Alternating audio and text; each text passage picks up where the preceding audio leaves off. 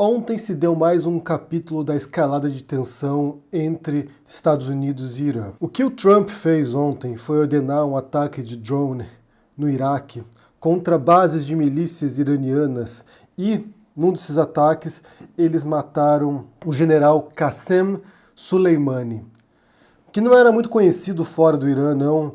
Muita gente descobriu quem ele é ontem, mas o que se sabe agora é que ele era um dos homens mais influentes no Irã, só atrás do líder supremo, o Ayatollah Khamenei, e que se cogitava que ele pudesse vir a se tornar o presidente nas próximas eleições. Ele era o líder das forças Quds, que são forças estrangeiras de atuação internacional do Irã na região. Ou seja, foi um erro estratégico tremendo do Trump. Provavelmente eles não imaginavam que aceitariam um alvo como esse. E, como eu disse, isso é uma série, uma progressão de tensão que tem se dado na região mesmo. O Trump elegeu o Irã como um grande inimigo estratégico e ideológico dos Estados Unidos desde que assumiu o governo, e ele tem a proposta de desmontar todo o legado do Obama, entre eles o tratado que havia, o acordo nuclear que havia entre Estados Unidos e países europeus com o Irã. Porque, como vocês sabem, há mais de uma década atrás, o Irã começou um projeto nuclear e muita gente pensava que fosse um projeto para a construção de uma bomba nuclear, enquanto que o Irã alegava que era para fins pacíficos, para energia nuclear. Ninguém acreditava muito nessa história, então houve uma crescente tensão até que o Obama iniciou um acordo com o Irã para que pudessem enviar fiscais de energia nuclear para poder verificar o avanço das pesquisas deles para confirmar de fato se era para fins pacíficos ou não. Esse tratado aliviou um pouco as tensões, iniciava pontos de comunicação com o Irã, que é um país que sofre de um isolamento e sanções econômicas desde a Revolução Islâmica em 79. Isso aliviou um pouco as tensões, mas quando o Trump assume, ele elege alguns inimigos, entre eles o Irã. E um dos primeiros atos do Trump foi terminar com esse acordo, o que isolou cada vez mais o Irã e que levou também a uma postura cada vez mais hostil do Irã com os Estados Unidos. Basta a gente lembrar que a Revolução Islâmica de 79, liderada pelo Ayatollah Khomeini, em grande parte retórica por trás da Revolução Islâmica, além de um cunho nacionalista, religioso, fundamentalista religioso também, mas era anti-Ocidente e principalmente anti-Estados Unidos. Quando a Revolução se completou, um dos slogans que tinha na Revolução era: os Estados Unidos não pode fazer porra nenhuma contra a gente. Bem, estou traduzindo livremente aqui, mas é nesse sentido de que a América não poderia destruir a Revolução. E outro slogan muito recorrente ainda hoje, na verdade, no Irã, é morte à América. Então a gente precisa pensar aqui que a nossa construção de identidade, ela se dá de maneira não apenas olhando nossos pares, quem é parecido com a gente, quem pensa parecido com a gente, quem defende os mesmos valores, os mesmos ideais, mas também em oposição contra aqueles que defendem valores diferentes. Então você tem os Estados Unidos que se pensa como defensor dos valores livres, democráticos do planeta, a grande nação libertadora, e você tem vários outros países no mundo que pensam os Estados Unidos como o maior mal do planeta, que é o caso do Irã. O Irã diz que os Estados Unidos é o grande Satã. Isso são as palavras do Ayatollah Khomeini. É claro que por trás dessa retórica, essa narrativa que se constrói, tem uma série de interesses militares, econômicos, políticos, que são, na verdade, a base disso, né? As histórias são contadas para que nos dê ordem, para que a gente possa tentar estabelecer algum tipo de fio narrativo em meio ao caos. Um político não pode chegar para a população e ser completamente honesto nesse sentido, dizendo que os interesses estratégicos de invadir um país é porque eles querem o petróleo e não importa se matarem centenas de milhares de inocentes. Eles não podem falar isso.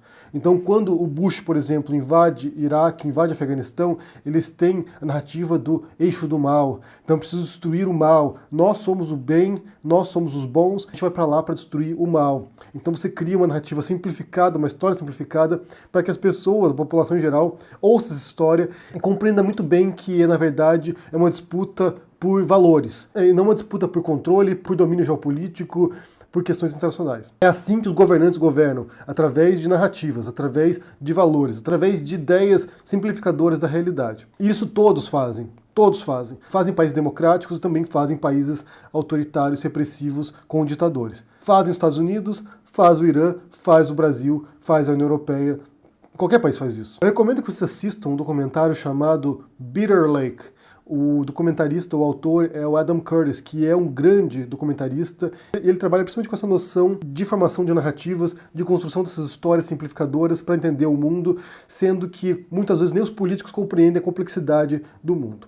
E é o que se dá com o Trump, na verdade. O Trump não era um político de carreira, ele era um empresário do ramo de imóveis, de construção de imóveis, Portanto, ele chega à presidência da República sem nenhuma experiência política, sem nenhuma compreensão da complexidade do mundo, e ele trabalha muito a partir dos instintos dele. Quando você lê sobre o Trump, os livros sobre o Trump, análises sobre ele, você percebe que o que se deu ao longo da presidência dele foi cada vez mais se afastando de especialistas, daqueles que realmente compreendiam a complexidade das regiões nas quais os Estados Unidos exercem influência, como o Oriente Médio, por exemplo, e cada vez mais ele passou a confiar em um círculo interno de assessores que só reforçam aquilo que ele já pensa e que ele parte dos instintos. Ele parte daquilo que ele acha que ele deve fazer, que era o modo como ele atuava no mercado empresarial, no mundo dos imóveis. Então ele vai lá, ele como um gênio dos imóveis, vamos botar gênio aqui, um businessman genial, sabe que às vezes as decisões são tomadas não pela razão, mas pelo sexto sentido dele, daquilo que deve ser feito. E isso levou a decisões catastróficas do Trump, e uma delas foi essa agora. Uma delas foi agora esse ataque de drone, que muita gente está preocupada agora, né? O que pode se dar agora? Se vai escalar para uma terceira guerra mundial, por exemplo, que foi algo que entrou ontem nos trending topics no Twitter. Os analistas estão um pouco céticos de que possa levar a um conflito global ou mesmo a uma guerra aberta entre Estados Unidos e Irã. Porque a gente tende a pensar ditadores como pessoas malucas, né? Pessoas totalmente insanas que fazem qualquer coisa para se manter no poder. Na verdade, bem longe disso. Muitos ditadores são bastante racionais, bastante frios e calculistas. Então, eu tenho certeza que o Irã, tanto através do líder supremo, atualmente o Ayatollah Khamenei, quanto na presidência lá, não são malucos e não pretendem iniciar uma guerra frontal com os Estados Unidos, porque eles sabem que isso levaria à destruição completa do país. Como os Estados Unidos fizeram com o Iraque.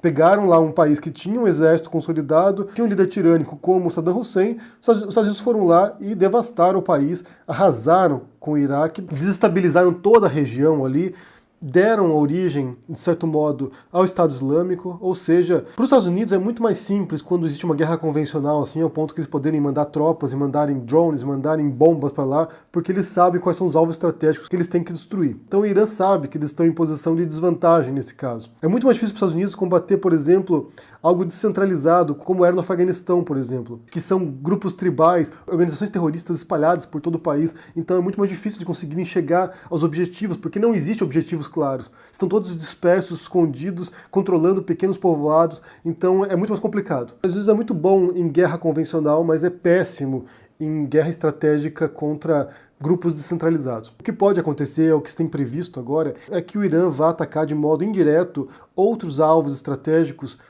relacionados aos Estados Unidos, talvez na África, mesmo na América Latina, ou seja, eles não vão confrontar diretamente os Estados Unidos porque eles não têm nada a ganhar com isso. E outra coisa que tem que ser levada em consideração também é que a gente está no último ano da presidência do Trump agora e ele sofre um processo de impeachment agora. Como a gente viu ano passado, os democratas iniciaram um processo de impeachment contra o Trump por denúncias por suborno, obstrução de Congresso, porque o Trump teria usado a influência dele enquanto presidente para forçar o presidente da Ucrânia a iniciar uma investigação contra um opositor político que é o Joe Biden. Ou seja, para tentar jogar areia na campanha do Biden. Na Câmara dos Deputados, os democratas votaram pelo impeachment do Trump e agora esse processo vai subir para o Senado, onde os republicanos têm maioria e dificilmente o Trump será removido do cargo. Mas isso pode contaminar a campanha eleitoral, porque agora inicia a campanha eleitoral para a reeleição do Trump.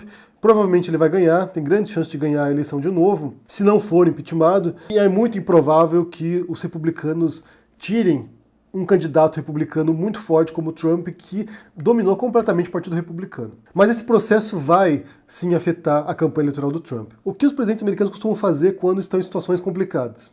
Isso também é histórico, isso é tradicional, isso é clássico, é iniciar uma guerra.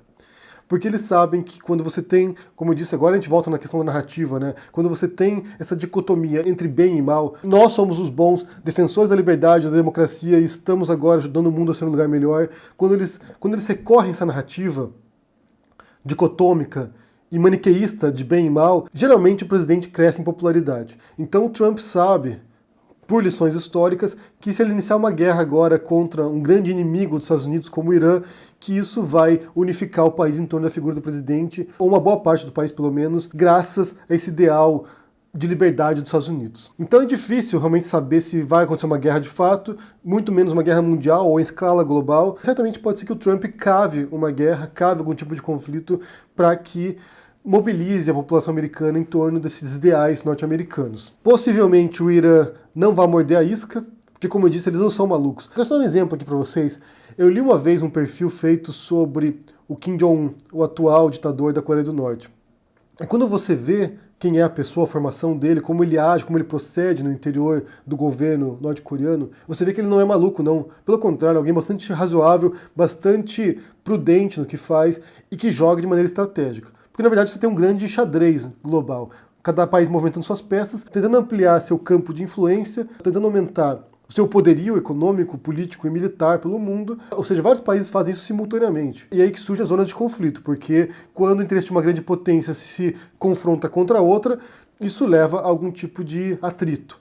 Durante décadas, os Estados Unidos teve um grande opositor político, ideológico, econômico, militar, que foi a União Soviética. Formavam dois blocos antagônicos e isso manteve mais ou menos um equilíbrio de forças durante um bom tempo. E manteve também a paz no mundo, pelo menos evitando guerras totais, como a gente viu na Primeira e na Segunda Guerra Mundial. Houve conflitos localizados, mas isso evitou hostilidades diretas entre duas potências.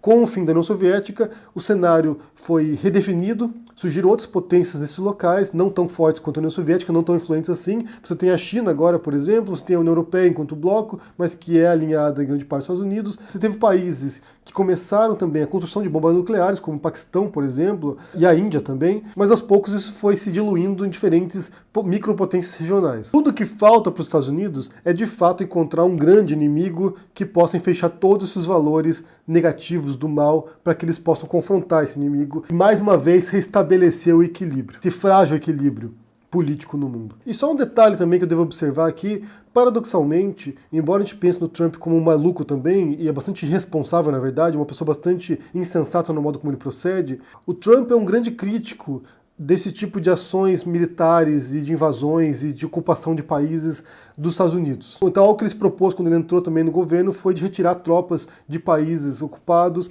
não conseguiu fazer isso, porque se ele fizer isso, ele contribui ainda mais para a desestabilização de regiões, mas ele é conhecido por criticar e por se opor a esse tipo de ocupações.